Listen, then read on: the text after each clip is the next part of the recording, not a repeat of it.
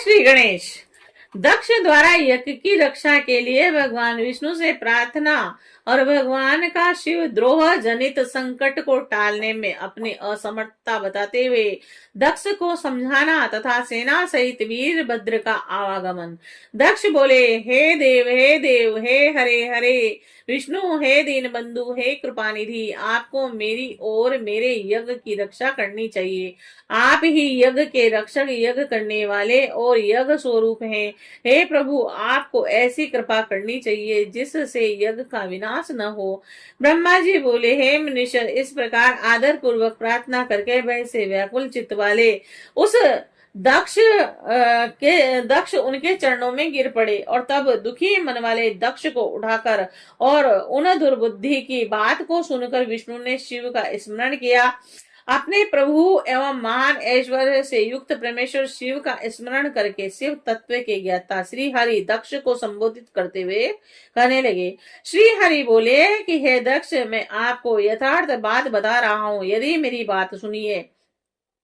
ये आपके लिए सर्वथा हित कर तथा महामंत्र की तरह सुखदायक है। हे दक्ष, शिव तत्व को न जानने के कारण आपने सबके अधिपति परमात्मा शंकर की अवहेलना की है और ईश्वर की अवहेलना से सारा कार्य न केवल सर्वथा निष्फल हो जाता है अपितु पग पग पर विपत्ति भी आती है। और जहाँ अपूज्य लोगों की पूजा होती है और पूजनीय की पूजा नहीं होती, वहाँ दरिद्रता, मृत्यु और भय तीन अवश्य होंगे। इसीलिए संपूर्ण प्रयत्न से उन्हें भगवान वृषभ ध्वज का सम्मान करना चाहिए। महेश्वर का अपमान करने से ही आपके ऊपर महान भय उपस्थित हुआ है। हम सब लोग प्रभु होते हुए भी आज आपकी दुर्नीति के कारण कुछ भी करने में असमर्थ नहीं है और मैं सत्य कह रहा हूँ। ब्रह्मा जी बोले, हे नारद, विष्णु का यह वचन सुनकर दक्ष चिंता में पड़ गए और उनका मुख तथा उनके चेहरे का रंग फीका पड़ गया।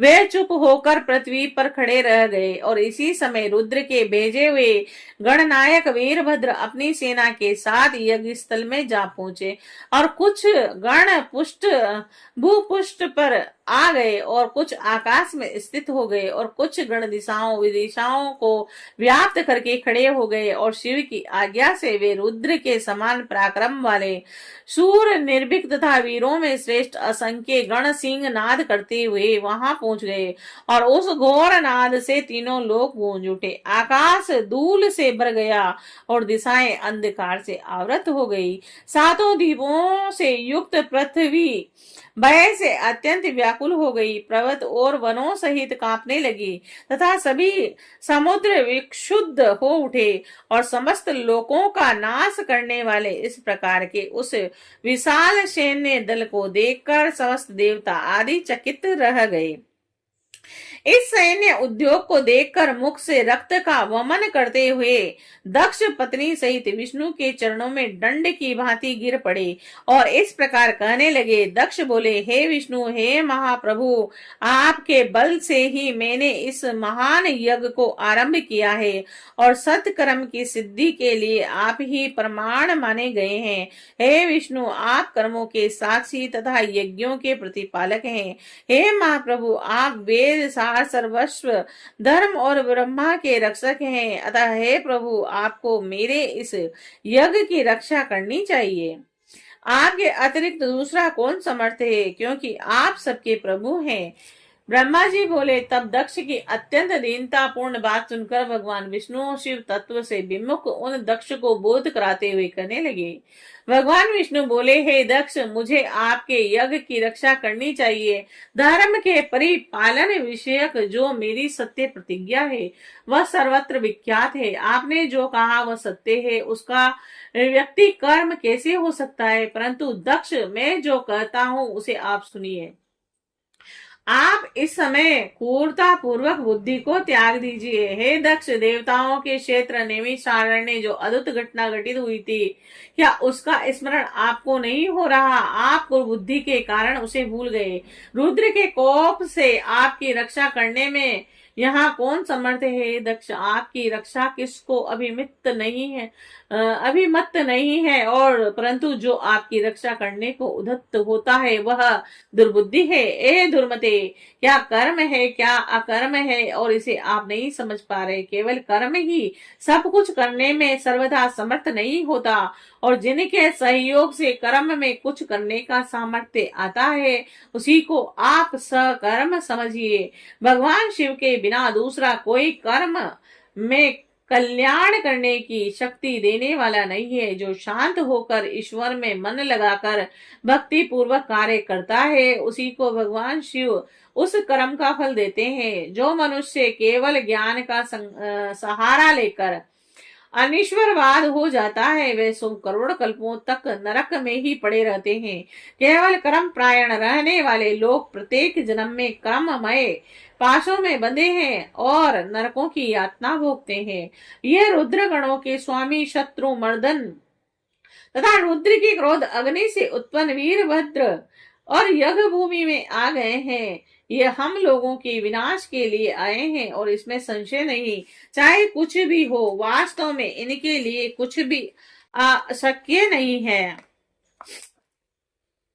मान सामर्थ्यशाली यह हम सबको अवश्य जलाकर ही शांत चित्त होंगे, इसमें संशय नहीं है। मैं ब्रह्म में महादेव जी की शपथ का उल्लंघन करके जो यहाँ रुक गया उसके कारण आपके साथ मुझे भी दुख सहना पड़ेगा। हे दक्ष, आज मुझ में उनको रोक सकने की शक्ति नहीं है, क्योंकि शपथ का उल्लंघन करने से मैं शिवद्रोही हो गया हूँ, और भगवान शिव से द्रोह करने वाले को त्रिकाल में भी सुख नहीं मिलता, और अतः आज आपके साथ मुझे भी अवश्य दुख प्राप्त हुआ है। मेरा सुदर्शन नामक चक्र भी इन पर प्रभाव नहीं डाल पाएगा, क्योंकि यह शिव चक्र केवल असेवकों का लय करने वाला है।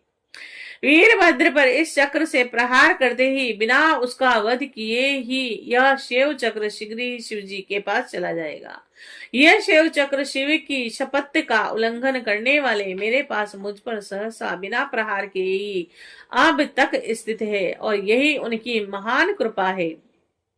अब यह चक्र निश्चित रूप से मेरे पास नहीं रहेगा और अग्नि की लपटों से व्याप्त होकर इस समय शीघ्र ही चला जाएगा। हम लोगों के द्वारा शीघ्रता से आदर पूर्वक पूजा किए जाने पर भी महान क्रोध से भरे हुए वे वीरभद्र हमारी रक्षा नहीं करेंगे। हाय, ये बड़े दुख की बात है कि असमय में ही हम लोगों के लिए प्रलय आ गया और इस समय आपका और हमारा विनाश उपस्थित हो गया। इस समय त्रिलोकी में हमारी रक्षा करने वाला कोई नहीं है। भला शंकर के द्रोही को शरण देने वाला संसार में कौन होगा? और शरीर का नाश हो जाने पर भी शिव द्रोही के कारण उन्हें यम की यातनाएं प्राप्त होती है। बहुत दुख देने वाली उन यातनाओं को सहा नहीं जा सकता। शिवद्रोही को देखकर यमराज स्वयं दांत पीसते हुए संतप्त तेल पूर्ण कड़ाहों में डाल देते हैं, और इसमें कोई संदेह नहीं, शपथ के बाद में शीघ्र ही जाने को उद्यत था, किंतु दुष्ट के संग रूपी पाप के कारण ही नहीं गया। यदि इस समय हम लोग भागने का प्रयास भी करें तो कर्षण करने वाले शिव भक्त वीरभद्र अपने शस्त्रों से हमें खींच लेंगे, क्योंकि स्वर्ग पृथ्वी पाताल में जहां कहीं भी वीरभद्र के शस्त्रों का जाना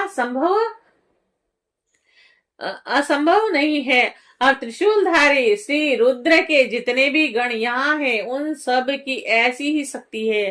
पूर्व समय में काशी में काल भैरव ने अपने नख के अग्रभाग से लीला पूर्वक ब्रह्मा जी के 5वें सिर को काट दिया था। ऐसा कहकर अत्यंत व्याकुल मुख कमल वाले विष्णु चुपचाप बैठ गए और उसी समय वीरभद्र भी यज्ञ मंडप में आ पहुंचे।